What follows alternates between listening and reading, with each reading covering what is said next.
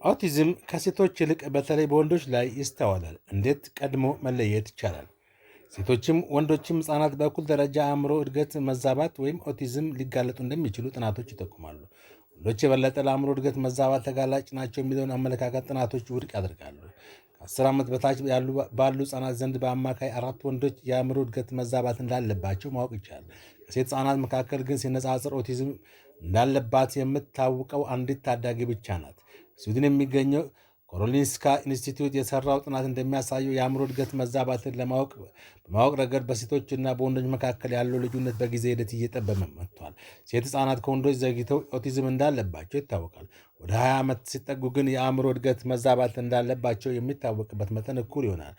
ጥናቱ ከአውሮፓውያኑ 1985 እስከ 2020 የተወለዱ 2.7 ሚሊዮን ስዊድናውያን ያካተተ ነው። ከተሳታፊዎቹ 2.8 በመቶ የሚሆኑት ከ2 ዓመት እስከ 37 ባለው ዕድሜ ክልል የአእምሮ እድገት መዛባት እንዳለባቸው ታውቋል። ሴቶችም በብሪቲሽ ሜዲካል ጆርናል የወጣው ጥናት መሪ ተመራማሪ ዶክተር ካሮላይን ፌፌ ሴቶች ኦቲዝም እንዳለባቸው የሚታወቀው ዕድሜያቸው ሲጨምር መሆኑን ጥናታችን ያሳያል ይላሉ። ይህም በይበልጥ የተስተዋሉ ከ15 እስከ 19 ዓመት በሆናቸው ሴቶች ላይ ነው።